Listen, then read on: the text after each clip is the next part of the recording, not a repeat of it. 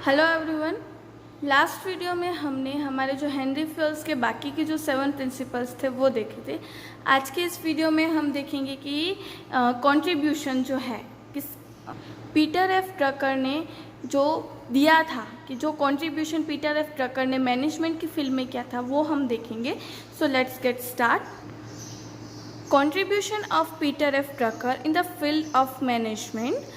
सबसे पहले हम यहाँ पे देख लेते हैं Peter F Drucker 1909 to 2005 as a well known managerial leader who was also a famous writer, philosopher and educator. अब यहाँ पे पीटर एफ ड्रकर क्या एक वेल नोन फेमस राइटर भी हैं, मैनेजरियल लीडर भी हैं, फिलोसोफर भी हैं, एजुकेटर भी हैं। There was a change in global business arrangement due to globalization, need of development of new methods of management was arise। कि यहाँ पे अलग अलग चेंजेस आ गए। ग्लोबल बिजनेस में चेंजेस आते गए, मतलब कि वर्ल्ड बिजनेस में क्या हुआ, ग्लोबलाइजेशन के कारण बहुत ही ज़्यादा चेंजेस आ गया और नई नई डेवलपमेंट्स की और नई नई मेथड्स की ज़रूरत आने लगी। Peter F Drucker favoured for more importance of human assets in business unit. अब यहाँ पे पीटर एफ ड्रकर ने क्या कहा है कि उन्होंने सबसे ज़्यादा इम्पोर्टेंस किसको दिए, ह्यूमन एसेट्स को बिजनेस में, क्योंकि वर्कर्स होंगे तो ही हम हमारा ज़्यादा से ज़्यादा प्रोडक्शन जो है वो कर पाएंगे। Peter F Drucker's important contribution was management by objective and principle of self regulation are main. अब यहाँ पे मेन कंट्रीब्यूशन क्या था पीटर एफ ड्रकर का, कि प्रिंसिपल मैनेजमेंट बाय ऑब्जेक्टिव्स की एमबीओ की जो भी मैनेजमेंट है वो अपने आप हो सके, and principle of self regulation, मतलब कि किसी के ऊपर फोर्सफुली हमें रूल्स एंड रेगुलेशंस डालने पड़े ऐसा जरूरी नहीं होता, हम अपने आप से सारा काम कर सकें, ये ध्यान में रखना। About management by objective he said that there should be a uniformity in the aim of employees and manager for achievement of aim. यहाँ पे उन्होंने क्या कहा है कि यहाँ पे यूनिफॉर्मिटी होनी चाहिए, कि सब लोगों के सेम एम्स जो होने चाहिए, कि जो गोल्स है वो गोल्स एंड टारगेट्स में एक यूनिफॉर्मिटी, मतलब कि इक्वलिटी होनी चाहिए ऑफ किसके बीच में, एम्प्लॉयज़ एंड मैनेजर्स के बीच में। Management by objective is too much effective for different business formatted unit. कि यहाँ पे मैनेजमेंट ऑफ ऑब्जेक्टिव्स मतलब कि जो हमने टारगेट्स डिसाइड किए, कि जो हमने गोल्स डिसाइड किए वो गोल्स को अचीव करना, मतलब कि वो टारगेट्स को फिक्स करना और उसके लिए मैनेजमेंट करना, ये बहुत ही ज़्यादा इफेक्टिव होता है कोई भी बिजनेस यूनिट के लिए।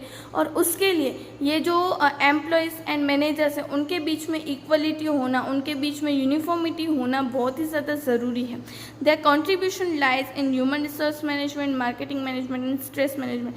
अब यहाँ पे उनका मेन कंट्रीब्यूशन किस में हुआ है, ह्यूमन रिसोर्स मैनेजमेंट, मतलब कि वर्कर्स के ऊपर ज़्यादा फोर्स किया गया है, उन्हें बिजनेस की इंपॉर्टेंट एसेट्स कंसिडर किया गया है, क्योंकि उन्हीं से अगर हम वर्कर्स को ध्यान में नहीं लेंगे तो हम हमारा बिजनेस जो है वो सक्सेसफुल नहीं कर पाएंगे। फिर मार्केटिंग मैनेजमेंट में भी उन्होंने ज़्यादा से ज़्यादा ध्यान दिया है, फोकस किया है, क्योंकि हमें अगर मार्केट की कंडीशन के बारे में नहीं पता होगा तो हम जो है हमारा जो प्रोडक्शन है वो वेस्ट जाएगा।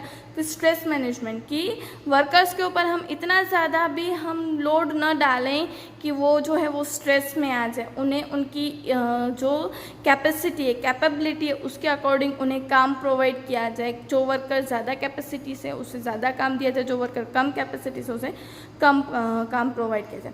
Hints Peter F Drucker is called father of modern management. अब यहाँ पे पीटर एफ ड्रकर को क्या कहा गया, फादर ऑफ मॉडर्न मैनेजमेंट। ये अंडरलाइन कर लीजिएगा, इंपॉर्टेंट पॉइंट है कि फादर ऑफ मॉडर्न मैनेजमेंट किसे कहा गया है, पीटर एफ ड्रकर को। अब यहाँ पे पीटर एफ ड्रकर ने कंट्रीब्यूशन क्या किया है कि उन्होंने मेन जो है वो वर्कर्स को सेंट्रलाइज करके ये सारी चीज़ें की कि हमें जो भी डेवलपमेंट करना है, कि जो भी हमें प्रोडक्शन करना है, एक्टिविटी करनी है, वो सारी एक्टिविटीज़ किसको सेंटर ऑफ द पॉइंट करके ली है, वर्कर्स को। क्योंकि अगर वर्कर्स हमारे पास अच्छे होंगे तो हम कोई भी प्रोडक्शन जो है वो हम इजीली कर पाएंगे और कोई भी प्रॉब्लम जो है वो क्रिएट नहीं होगा।